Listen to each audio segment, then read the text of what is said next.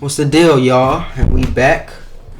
Now, as you can see from the title, today we're gonna be building the dream, my dream, and the best. Not even my dream, just the best possible team you could make. Right? I'm only doing 12 players, and yeah, it's just the best possible team you could make.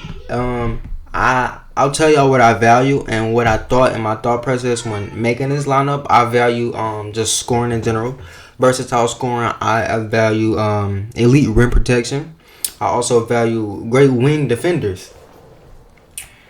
And that's just a few things you'll see as I'm going through it. You'll see like common themes as I'm making this lineup. Some of it is gonna probably surprise you.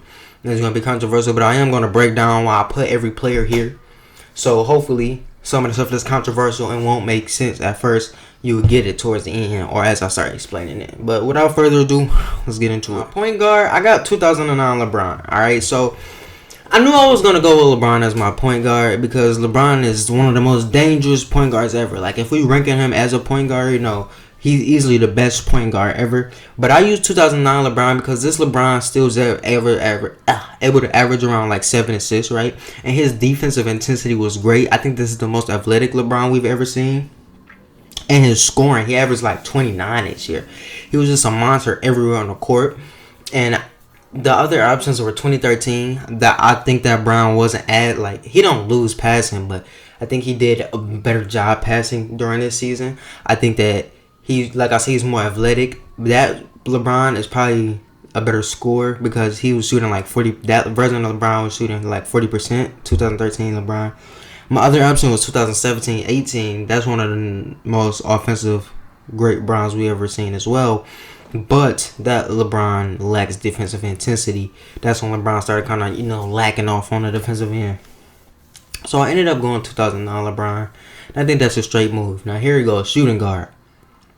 I went 2015-16 Klay Thompson. I don't know, right? It's so crazy that I did this. But I'm just not throwing the best players ever. I'm not just throwing them together. That's not what I'm doing when I'm making the perfect lineup. I'm thinking about how these players fit together and all of that stuff, right? So it's like, yes, I don't have Kobe or Jordan in my starting lineup. Spoiler alert. And I know it just sounds so crazy, but hear me out. Klay Thompson is the most portable player ever, him and Curry. But I would say even Klay will be probably even more portable, right? All you need is a screen setter. All you need is a screen setter. Oh, you don't even need a screen setter. He can just run around by himself and he will get open. And because of the defense that he brings to the table, that's what makes him so lethal. Like when I'm making an all-time lineup, I'm always gonna heavily consider putting Klay Thompson in there. For the year, I don't know if I said this, but I am using 2015-16 Klay. But like I said, he's gonna open the floor for us. He's gonna leave the defense. If the defense not only has to worry about Klay Thompson running around everywhere, but they have to worry about who I have at my small forward. They have to worry about LeBron scoring because LeBron that still averaged 29 this year, so he's still a great scorer. It's going to be just too much for the defense to handle. So that's why I have Klay Thompson there. And he's great, like I said, great on defense. All right, small forward. I got 2013-14 KD. All right, 2013-14 KD. This is the MVP Kevin Durant. He averaged 32 this year. And we just putting him on islands most of the time. We just putting him on islands and just letting him go to work. And you not getting to stop. I guarantee you, you're not getting to stop. So that's what I have at my small forward. That's pretty self-explanatory. Power forward, another probably surprise one. And another one that's probably going to sound crazy on the surface level. But I got Anthony Davis, all right? I have Anthony Davis because I need switchability on defense. I still want a guy who sometimes, every now and then, I could dump it to in the post. But I really have him here because of his versatility defensively. And because he could shoot the three. That's another big part. Because I considered Kevin Garnett. Because Kevin Garnett is very versatile on defense, and you can't expose him and pick and roll and try to attack him how you do Rudy Gobert and stuff like that. So I was thinking about going Kevin Garnett, but Anthony Davis is a far better 3-point shooter than him. And his ball handling, I can give it to Anthony Davis on the wing. And let's say you have a big slow power forward on him, he can take it. He can take that ball at the top of the key, do a little crossover, boom, boom. Because he has guard skills as a big man. He's easily the most talented big we've ever seen. Like, him, Joel Embiid, this whole era of bigs are just so talented with their ability to, handle the ball, shoot the three, and all this different stuff. At the center, I got Dwight Howard. I know, bro. I know it sounds so crazy, but look, I was gonna throw in Shaq as my starting center, but what I was looking for in the center with this team, I need a great defense. Shaq is a good defender, but I think Dwight is a better defender in his position. And we're talking about prime. Oh, I didn't say the years. 2020, Anthony Davis, and then this Dwight Howard is 2008, 2009. Dwight is a better defender, and I need a lob threat. I don't want a guy who I have to throw it on a block and he can go to work. That would be cool, especially with the amount of shooters that we have, but I still would not want to do that.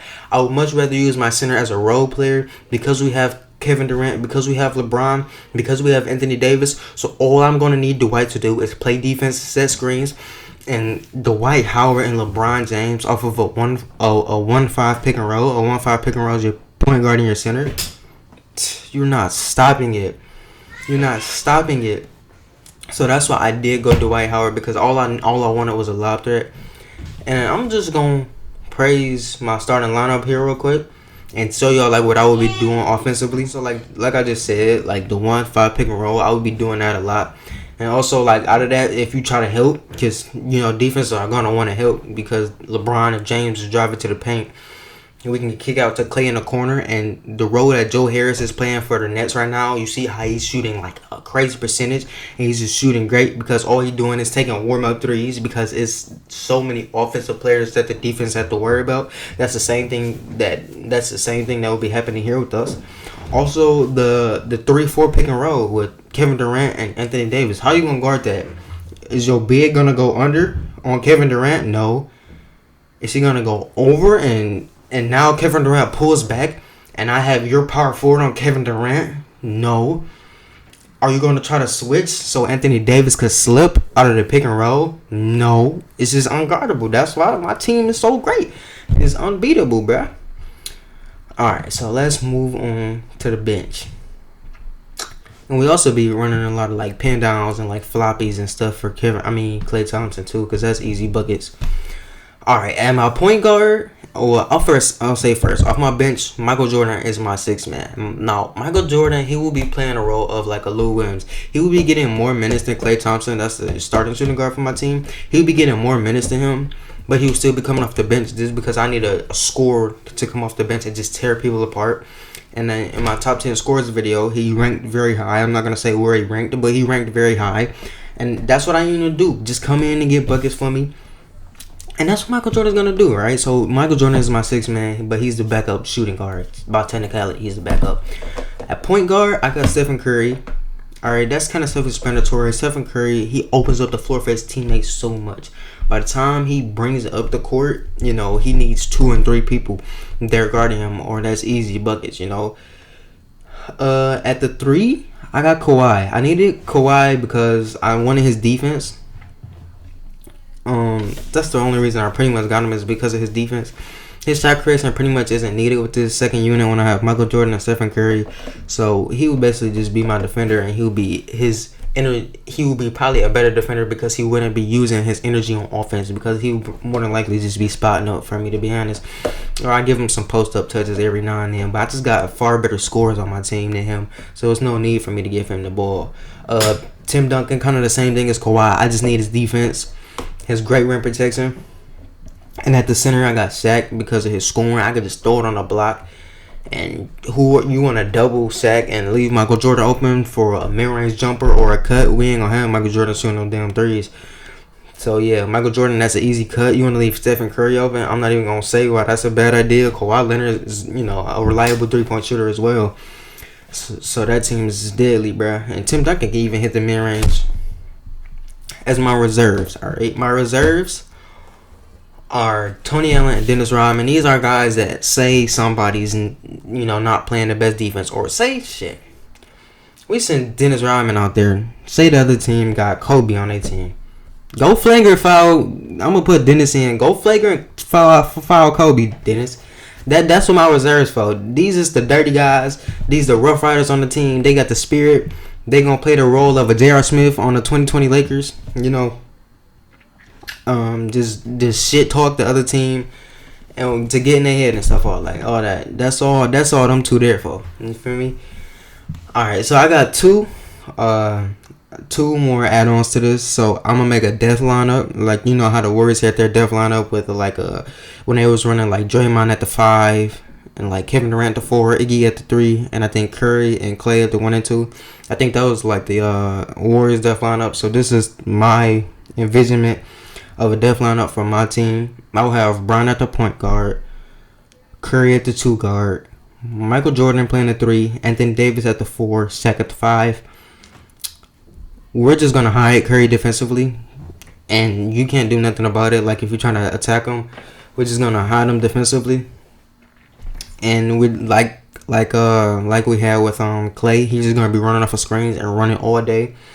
With LeBron, he's just gonna be doing the same thing, facilitating. And if he sees open lanes or he sees a mismatch, and most of the time he's gonna have a mismatch because he's a 6'8" point guard, we're gonna want him to attack the paint. We're gonna have a 1-5 pick and roll with Shaq, which is deadly, you know. And we still got Anthony Davis, who gives us the versatile defense and opens up the floor. And like I said, you could put the ball on the floor against your power forward as well. So that's my death lineup. And my last lineup out of the team that I made was the all-defensive lineup where I had Michael Jordan at the point guard, Tony Allen at the shooting guard, Brian at the small forward, power forward, Dennis Rodman, and my center was Tim Duncan. Now, I know I have Kawhi on my team, so like, why are you going Brian for the small forward? But I did that because I needed off-ball defense for that. I feel like LeBron is a better off-ball defender than Kawhi Leonard. Kawhi is better on the ball and they're probably better overall than LeBron, right? But for that, I needed off-ball defense. I also put Michael Jordan at the point because Michael Jordan isn't nearly the off-ball defender as he is on ball. He likes to gamble a lot off the ball and gets beat off of backdoor cuts sometimes off the ball. You have to worry about that less as a point guard playing off the ball because most of the time your man has the ball in the hand when you're the point guard. Tony Allen has some of the best off-ball defense I've ever seen. Like his ability to deny offensive players the ball is just beautiful. And then Tim Duncan and Dennis Rodman down there, that's self-explanatory. That's pretty much gonna wrap it up. I hope y'all did enjoy the video. Hope y'all did understand why I put players where I put them. And I'm gonna catch y'all out.